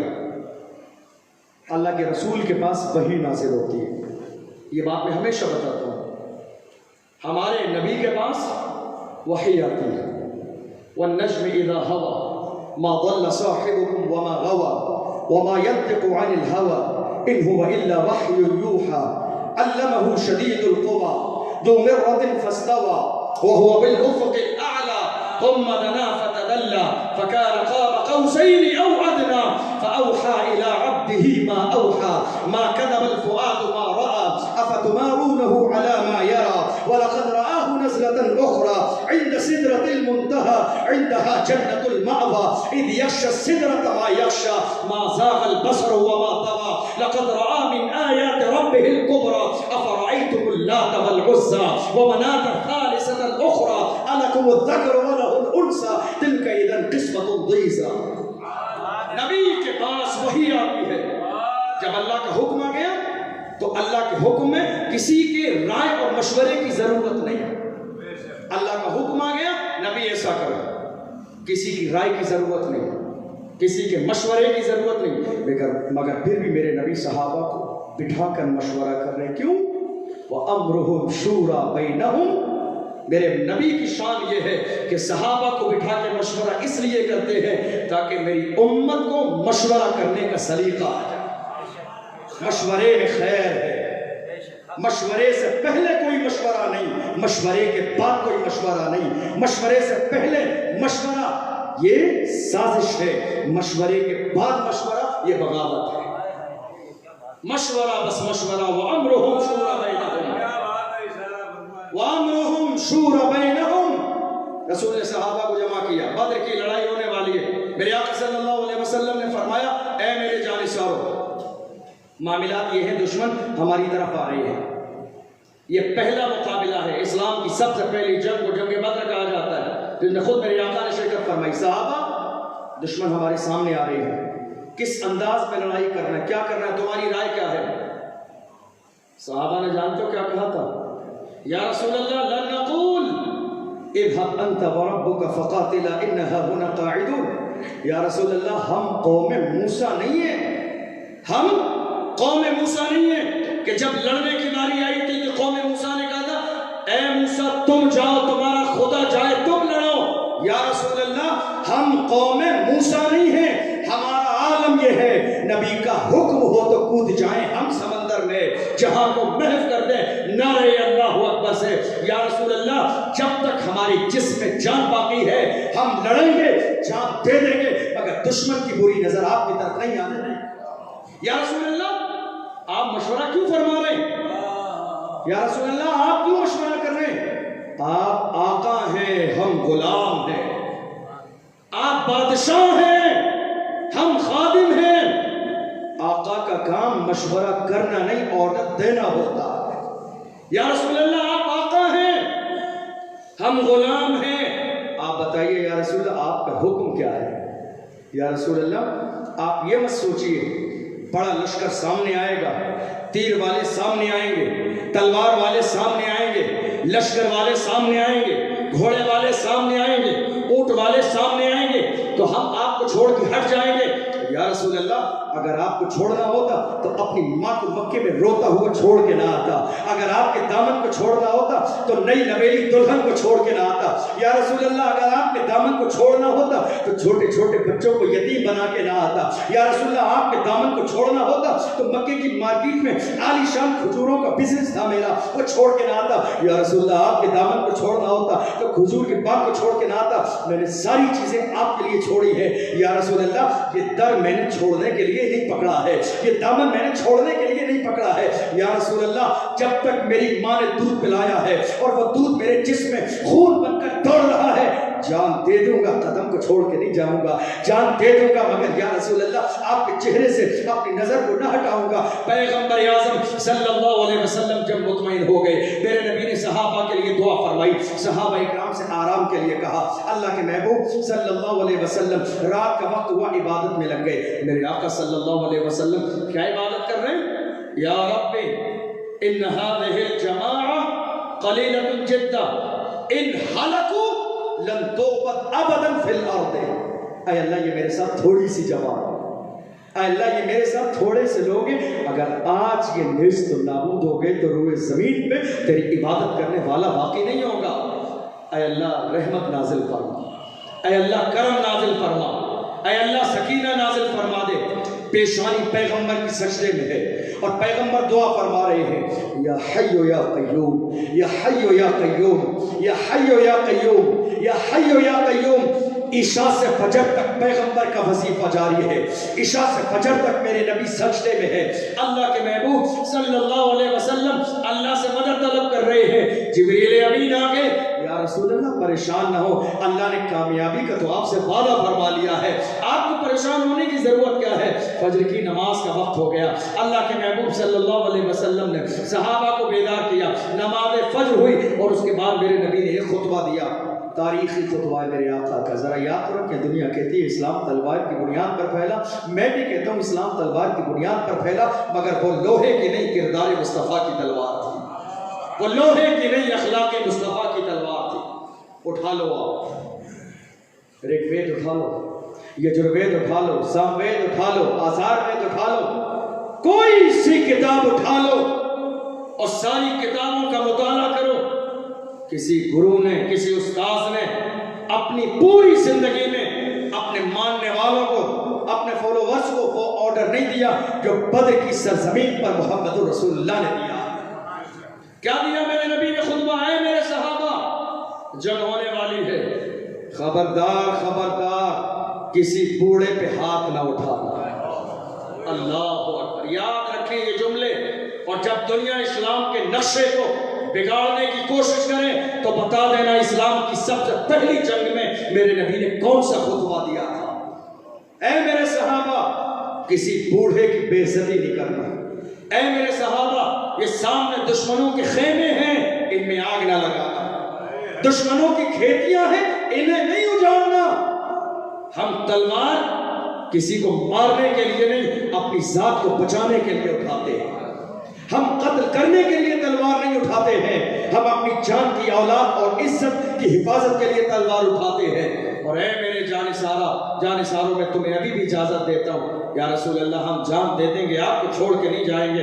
عالم یہ ہوا میرے نبی نے صفحے لگائے، اور یاد رکھیں یہ دن کون سا ہے؟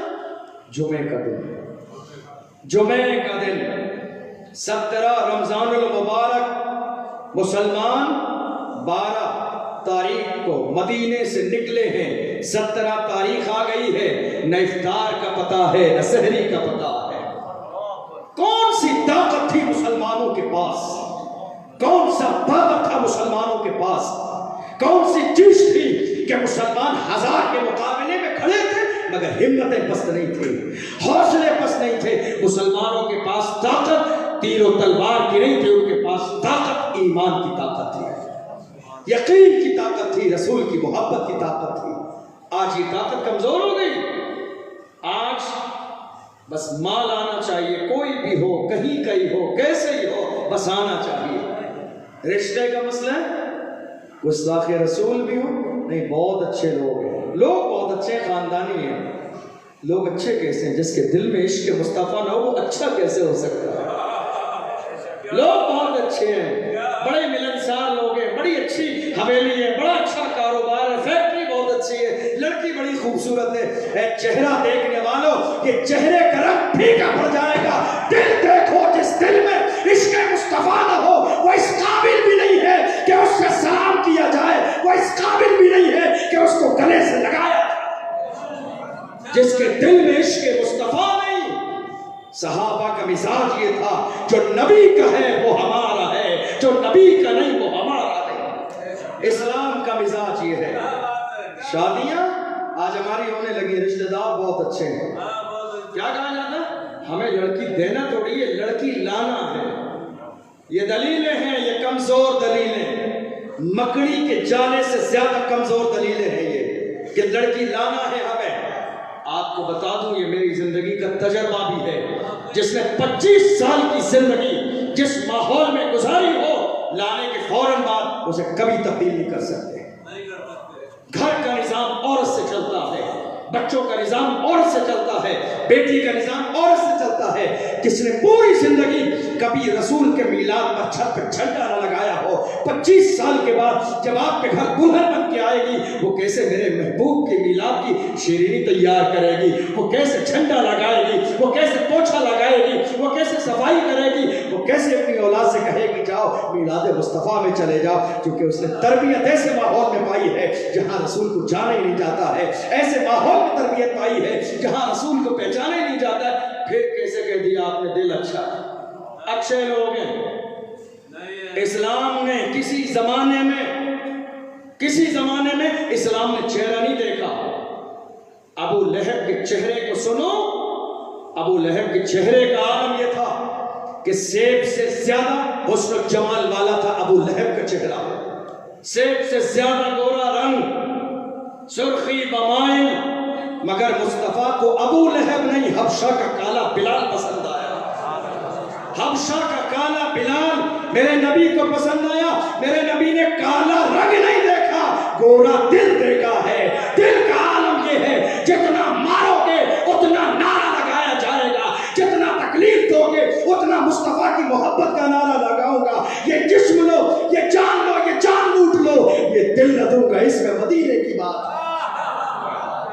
مار لو، مصطفیٰ کریم چہرہ نہیں دیکھتے ہیں، میرے نبی تو گورا دل دیکھ رہے ہیں۔ اللہ اکبر۔ ہم کیا دیکھ رہے ہیں؟ لڑکی بہت خوبصورت ہے، گھر والے بہت اچھے مالدار ہیں، بڑے معزز انسان ہیں، نیتا جی ہیں، بہت ان کی چلتی ہے، لوگوں میں بڑی ان کی مانی جاتی ہے، رشتہ کر لو، آنے والی نسلیں تباہ ہو جائیں گی۔ مصطفیٰ کے دامن سے چھوٹ جاؤ گے زمانہ کچل دے گا تمہیں، پیغمبر کی نسبت سے دور ہو جاؤ گے زمانہ تمہیں نیست و نابود کر دے گا۔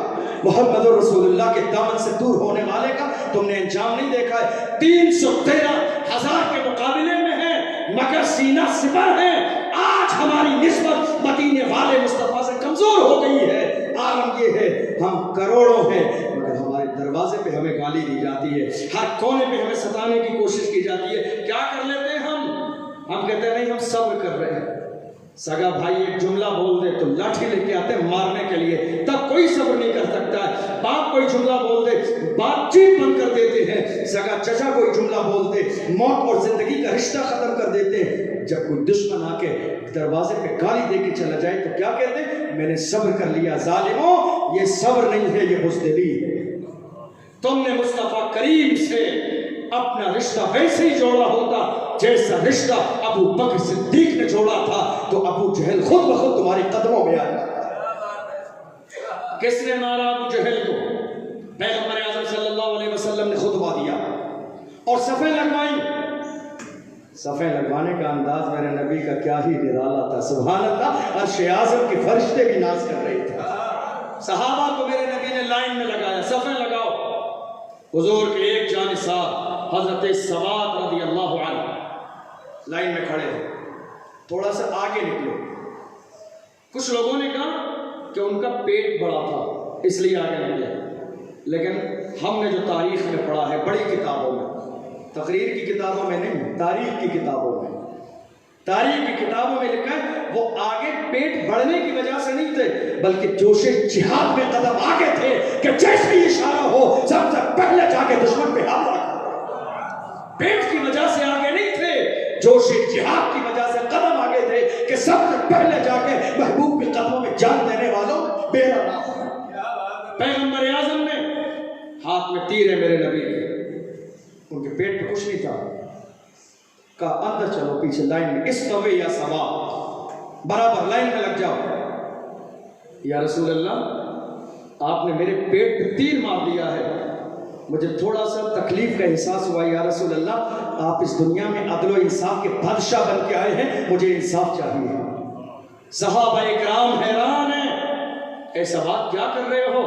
تمہیں مارنا ہے ہمیں مار لو، تمہیں گھسیٹنا ہے ہمیں گھسیٹ لو، کوڑے لگانا ہے کوڑے لگا لو، تم رسول اللہ سے بدلہ لو گے؟ کہ نہیں، مجھے تو بدلہ پیغمبر اعظم سے چاہیے۔ اللہ اکبر۔ آقا صلی اللہ علیہ وسلم نے بدر کے میدان میں قمیص کو اتار دیا اور اتارنے کے بعد حضرت سواد کے سامنے کھڑے ہو کے بدلہ لو۔ یہ بدلہ لینے والا مصطفیٰ کریم کے جسم سے چمٹنے کے بعد بوسے دینے لگا، بوسے دے رہے ہیں، کبھی پیٹھ کے، کبھی ہاتھ کے، کبھی سینے کے، بوسے دے رہے ہیں۔ میرے نبی نے فرمایا سواد یہ کیا ہے؟ یہ کیا ہے سوال؟ کہ یا رسول اللہ موت میرے سامنے کھڑی ہے، موت میرے سامنے کھڑی ہے یا رسول اللہ، میری خواہش تھی کہ مرنے سے پہلے میرا جسم مصطفیٰ کے جسم سے ٹچ ہو جائے۔ یا رسول اللہ موت سامنے ہے، میں جا رہا ہوں، دشمنوں کے مقابلے میں تلوار چلانے کے لیے کوئی گارنٹی نہیں ہے کہ زندگی وفا کرے گی، کوئی گارنٹی نہیں ہے کہ زندہ واپس آؤں گا۔ میرے دل کی تمنا تھی کہ مرنے سے پہلے میرا جسم میرے محبوب کے جسم سے ٹچ ہو جائے، اس لیے کہ جو جسم مصطفیٰ کے جسم سے ٹچ ہو جائے گا وہ جہنم کی آگ سے محفوظ ہو جائے گا۔ میرے آقا صلی اللہ علیہ وسلم مسکرا دیے، دعا فرمائی، اور اس کے بعد اب عالم کیا ہوا؟ مسلمانوں کا دشمن ابو جہل ٹیلے پہ بیٹھا ہوا مسلمانوں کی طرف دیکھتا ہے، اور اس کے بعد مسلمانوں کو کمزور کرنے کی کوشش، کہتا ہے مسلمانوں ذرا یہ تو بتاؤ تم واقعی محمد کے کہنے میں آ گئے ہو؟ تم واقعی محمد کی باتوں میں آ گئے ہو؟ دیکھو اپنی تعداد دیکھو اور میرے لشکر پہ نظر ڈالو، تمہارے پاس تیر بھی نہیں ہے، تلوار بھی نہیں ہے، نیزے اور بھالے بھی نہیں ہیں، لڑو گے تو لڑو گے کیسے؟ کس چیز سے لڑو گے؟ تیرے بھی نہیں ہیں، تلواریں بھی نہیں ہیں، ننگے پیر ہو، رمضان کا مہینہ، تمہارے پیٹ تمہاری پیٹ سے لگ گئے ہیں بھوک اور پیاس کی وجہ سے، روزے کے عالم میں ہو، تپش کا زمانہ ہے، لڑو گے تو لڑو گے کیسے؟ مصطفیٰ کریم کی جانثار تھوڑا سا دل ہلکا ہوا، آقا کی بارگاہ میں آ گئے، یا رسول اللہ ابو جہل نے ہمیں دانا دیا ہے کہ تمہارے پاس لڑنے کے لیے نہ تیر ہے، نہ تلوار ہے، نہ نیزے ہیں، نہ بھالے ہیں، لڑو گے تو لڑو گے کیسے؟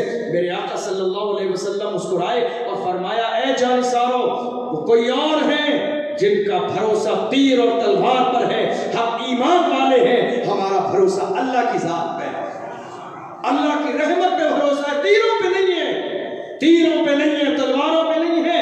اور اے میرے جانثاروں، ہزار کے لشکر کو دیکھ کے پریشان مت ہو، اللہ کا پیغام سنو، کم من فئۃ قلیلۃ غلبت فئۃ کثیرۃ باذن اللہ، اللہ اعلان فرماتا ہے محبوب، کتنے چھوٹے چھوٹے لشکر بڑی بڑی جماعتوں کو نیست و نابود کر دیتے ہیں، ان کا نام و نشان دنیا سے مٹ جاتا ہے۔ پریشان نہ ہو، یا رسول اللہ ہم تلوار کیسے چلائیں گے؟ تلوار تو ہے نہیں۔ فرمایا سامنے کھجور کا درخت ہے، اس کی ٹہنیاں توڑ دو۔ یا رسول اللہ ٹہنیاں؟ تلوار کے مقابلے میں کھجور کی لکڑی، تلوار کے مقابلے میں یہ کھجور کی چھوٹی سی شاخ، نیزے اور بھالے کے مقابلے میں کھجور کی شاخ۔ کسی نے اعتراض نہیں کیا، کسی نے اعتراض نہیں کیا، کیوں؟ وہ صحابی تھے، وہابی نہیں تھے، کسی نے اعتراض نہیں کیا، کیوں؟ وہ صحابی تھے، اعتراض کرنا ان کی فطرت میں نہیں ہے۔ وہ جان گئے تلواریں دھوکہ دے سکتی ہیں، کھجور کی ٹہنیاں دھوکہ نہیں دیں گی، تلواریں دھوکہ دے دیں گی، کھجور کی ٹہنیاں دھوکہ نہیں دیں گی۔ کیوں؟ رسول اللہ نے فرمایا، میرے محبوب نے فرمایا ہے، ٹہنیاں توڑ لی، دشمن آمنے سامنے ہو گئے۔ اب عالم یہ ہوا، حضرت علی فرماتے ہیں جب جنگ شروع ہو گئی، میں نے لوگوں سے لڑنا شروع کر دیا، تھوڑی دیر کے بعد میرے دل میں خیال آیا اپنے محبوب کا جا کے ایک بار چہرہ دیکھ لوں۔ گھوڑے کو ایڑ لگائی، میدان جنگ سے واپس آ گیا، میں نے دیکھا کہ میرے آقا سجدے میں ہیں، یا حی و یا قیوم کا ورد فرما رہے ہیں۔ تھوڑی دیر میں نے انتظار کیا، میں پھر واپس چلا گیا، اور اس کے بعد جب تھوڑی دیر لڑنے کے بعد پھر دل میں خیال آیا علی نہ جانے زندگی کا آخری دن ہو، چل چل کے مصطفیٰ کا چہرہ دیکھ لے، شاید یہ زندگی کا تیرا آخری دن ہو علی، ایک بار چل کے مصطفیٰ کا آخری بار چہرہ دیکھ لے۔ میں پھر آیا، میں دیکھتا ہوں کہ میرے آقا یا حی و یا قیوم کا سجدے کی حالت میں ورد فرما رہے ہیں۔ پھر واپس چلا گیا، تیسری بار پھر خیال آیا علی، علی کہیں ایسا نہ ہو ہزار کا لشکر یک بار کی تجھ پہ حملہ کر دے، علی کہیں ایسا نہ ہو جب جان لبوں پہ ہو تو جانا کا چہرہ سامنے نہ ہو، چل کے ایک بار چہرہ دیکھ لے، تب جا کے سکون سے موت آئے گی۔ دوڑتے ہوئے آئے، مصطفیٰ کے قدموں میں، مگر مصطفیٰ جان رحمت سجدے میں ہے، اللہ کو یاد فرما رہے ہیں، اللہ سے دعا کر رہے ہیں، محبوب کی آنکھوں میں آنسو ہے، اے اللہ یہ میرے کمزور ماننے والے، یہ ضعیف ماننے والے، یہ نادوا ماننے والے بھوکے ہیں، پیاسے ہیں، اے اللہ انہیں استقامت کی دولت دے دے، انہیں صبر کی دولت دے دے، انہیں ہمت کی دولت دے دے، ان کے ایمان کو مضبوط فرما دے۔ نبی دعا فرما رہے ہیں، حتیٰ کہ ابو بکر صدیق نے مصطفیٰ کے قدموں کو پکڑ لیا، یا رسول اللہ آپ نے دعا کرتے کرتے حد کر دی ہے، اللہ نے آپ سے وعدہ فرمایا ہے، اللہ آپ کو رسوا نہیں فرمائے گا، اللہ آپ کو کمزور نہیں فرمائے گا۔ اللہ نے قرآن کو اسی وقت نازل فرمایا، وَلَقَدْ نَصَرَكُمُ اللَّهُ بِبَدْرٍ وَأَنْتُمْ أَذِلَّةٌ، میرے محبوب یاد کرو اس وقت کو جب کہ تم کمزور تھے، تو ہم نے 5000 فرشتوں کو تمہارے ساتھ لڑنے کے لیے بدر میں نازل فرمایا۔ کون ہے؟ جبریل امین۔ کہاں ہیں؟ بدر کے میدان میں گھوڑے پر۔ کیسی کنڈیشن میں ہے؟ جو لباس رسول کے جانثاروں نے لڑنے والا پہنا ہوا ہے، وہی لباس فرشتوں کے سردار جبریل امین نے پہنا۔ نبی وہ ہیں کہ جن کے ساتھ حمایت میں لڑنے کے لیے عرش اعظم پہ رہنے والے جبریل امین بھی آتے ہیں اور لڑنے والا لباس پہنتے ہیں۔ میرے آقا صلی اللہ علیہ وسلم کے قدموں کو پکڑا ابو بکر نے، یا رسول اللہ، یا رسول اللہ اب کافی ہے، اللہ آپ کی تائید فرمائے گا، یا رسول اللہ سجدے سے سر اٹھا لیں۔ میرے آقا صلی اللہ علیہ وسلم نے سجدے سے سر اٹھایا، عریش سے باہر نکل کے میرے نبی آئے اور میرے نبی کیا تلاوت فرما رہے ہیں؟ سَيُهْزَمُ الْجَمْعُ وَيُوَلُّونَ الدُّبُرَ، اللہ نے وعدہ فرمایا ہے ان قریب یہ لشکر بھاگ جائے گا اور یہ منہ پھیر دے گا، غلبہ ایمان والوں کو ملے گا، طاقت ایمان والوں کو ملے گی۔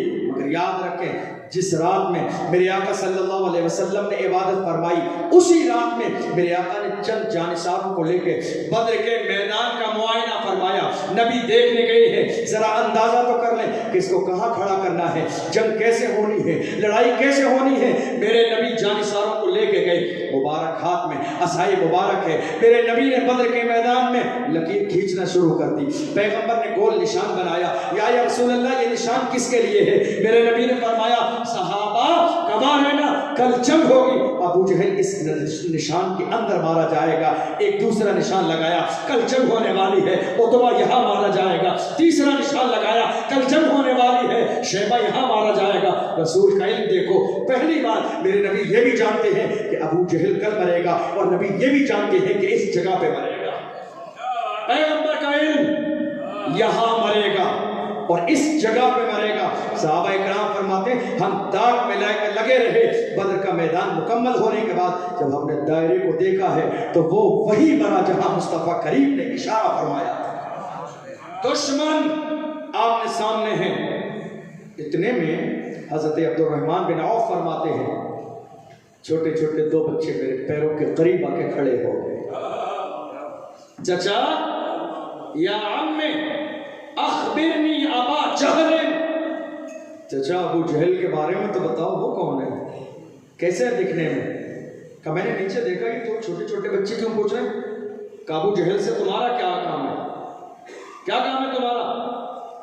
تو ان دو بچوں نے کہا تھا قسم کھائی ہے مر جائیں گے ہم ماریں گے ناری کو، قسم کھائی ہے مر جائیں گے ہم ماریں گے ناری کو، سنا ہے گالیاں دیتا ہے وہ محبوب باری کو۔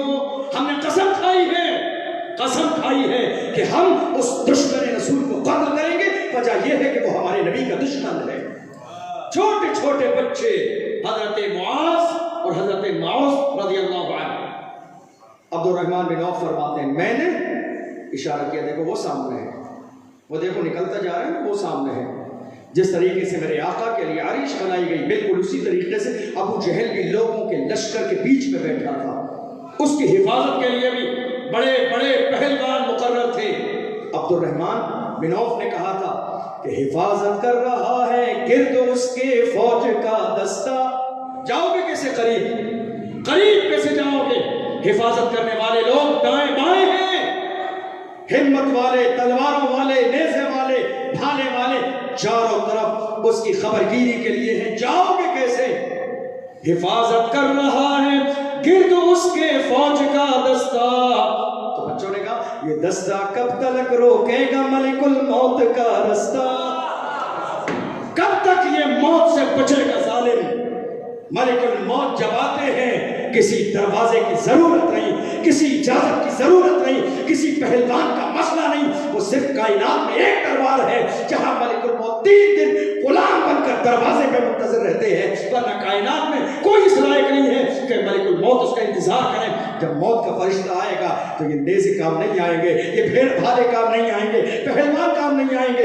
اشارہ کر دیا، جاؤ دیکھ لو، چھوٹے چھوٹے بچے جا کے چھوٹی چھوٹی تلواریں لے کے ابو جہل پہ چھپتے ہیں کہ ایک ہی وار میں ابو جہل کو ٹھنڈا کر دیا۔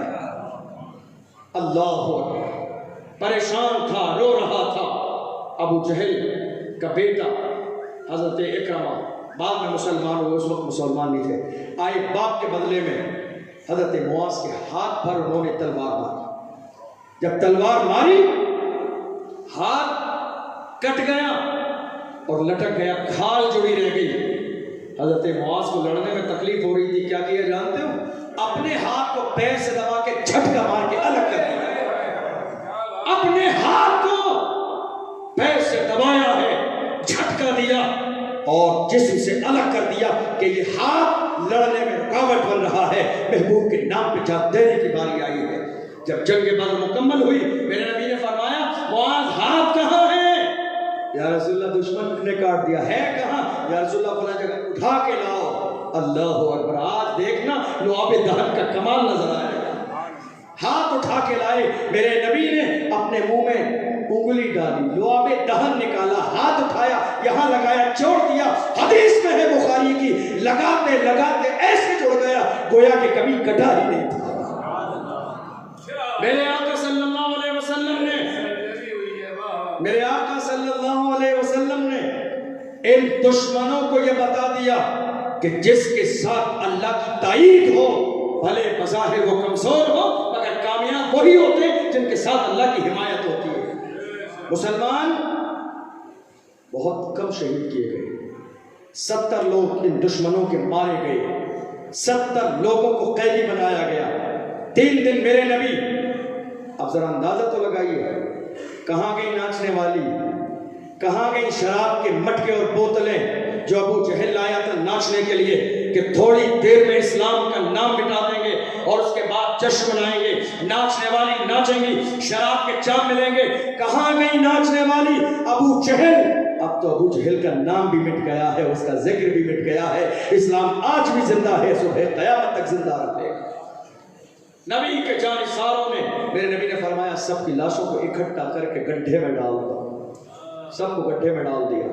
پیغمبر گڈھے کے منہ کے قریب آئے اور میرے نبی نے فرمایا هل وجدتم ما وعد ربكم حقا؟ اے دشمنوں،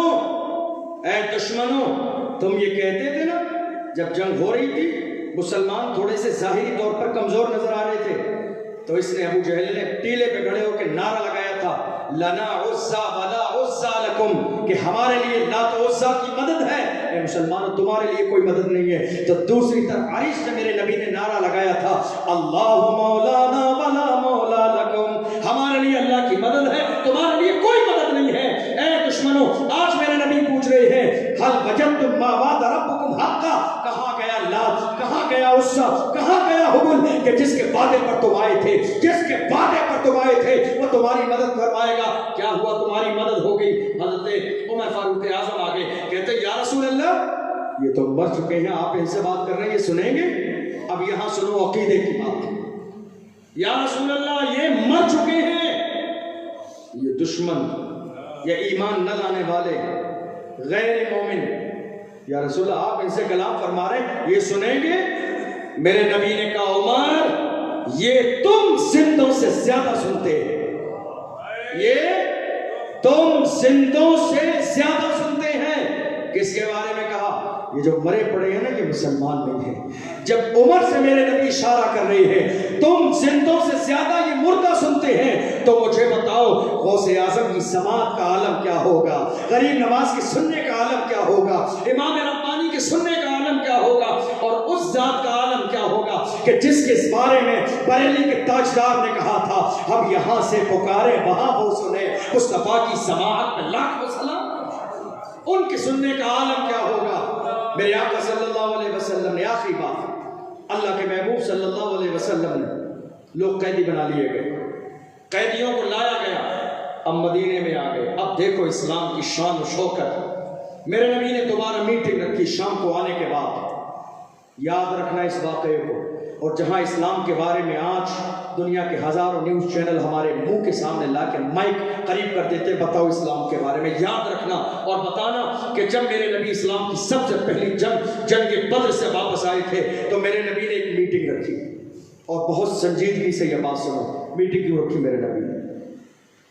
میرے نبی نے صحابہ کو جمع فرمایا، سارے صحابہ جمع ہو گئے تو میرے نبی نے فرمایا اے میرے صحابہ یہ قیدی لائے گئے ہیں، ان کے کھانے کا انتظام کس طرح کیا جائے گا؟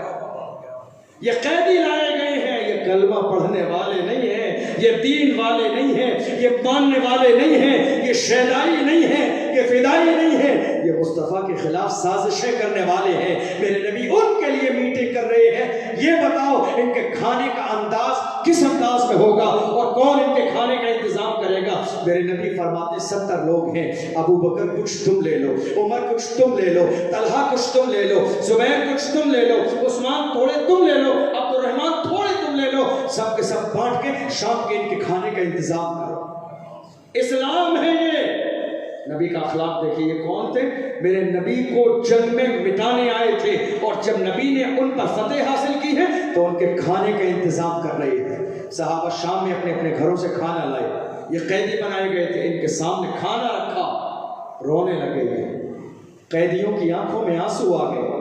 کیوں رو رہے ہو؟ کیوں رو رہے ہو؟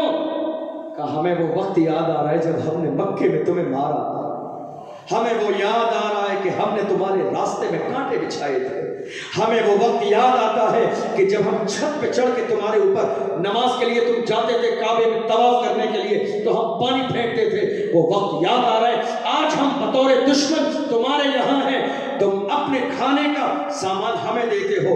تو مسلمانوں نے کہا تھا لا نريد منکم جزاء ولا شکورا، ہم تم سے نہ کوئی شکریہ چاہتے ہیں نہ بدلہ چاہتے ہیں، انما نطعمکم لوجہ اللہ، ہم صرف تمہیں اللہ کی رضا کے لیے کھلا رہے ہیں، بدلہ نہیں چاہیے، تم سے شکریہ کے الفاظ نہیں چاہیے، صرف اللہ کے لیے۔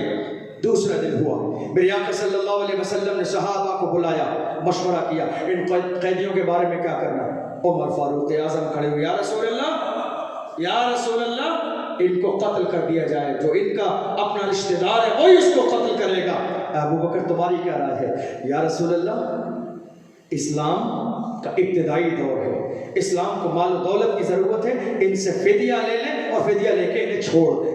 تیسرے صحابی کھڑے ہوئے، انہوں نے بھی کہا میں ابو بکر کی بات کی تائید کرتا ہوں۔ میرے آقا صلی اللہ علیہ وسلم نے ان سے کہا فدیہ دو، آزاد ہو جاؤ، اور فدیے میں کچھ لوگ غریب تھے، میرے نبی نے کہا جو پڑھنا جانتے ہیں مدینے کے 10 بچوں کو پڑھا دے، اس کا وہی فدیہ ہو جائے گا۔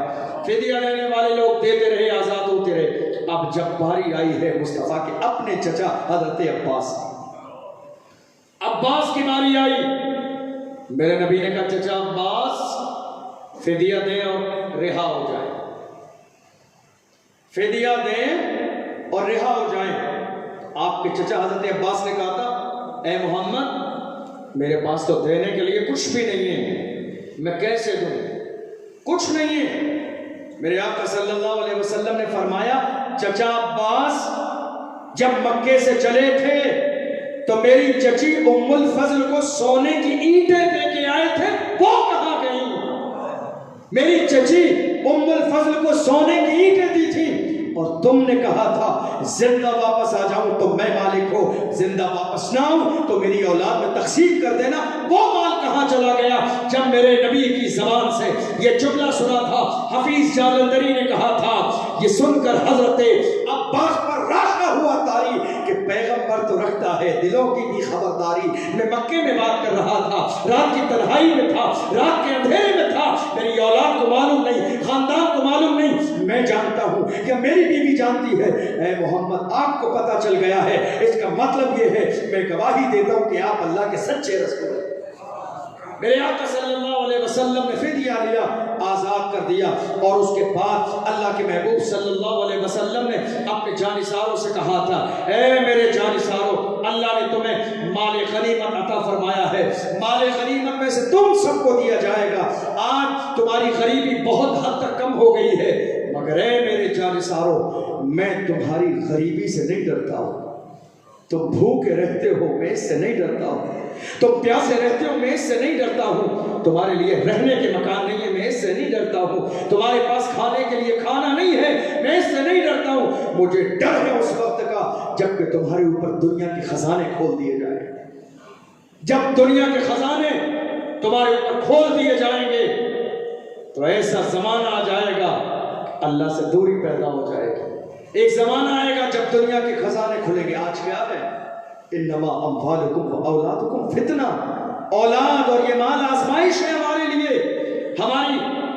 ہماری طاقت، ہمارا مال دنیا میں خرچ ہو جاتا ہے۔ ناچنے والی عورتوں کے سر پہ ہم 2000 کا نوٹ رکھ کے طاقت کے لیے یا طاقت کو ظاہر کرنے کے لیے دنیا کے سامنے کھڑے ہو جاتے ہیں۔ ڈیزے بجتے 1000 کا نوٹ نکال کے دے دیتے ہیں، لیکن جہاں اللہ کے گھر سے ہمیں بلاوا آتا ہے وہی ہم حساب لگا لیتے ہیں۔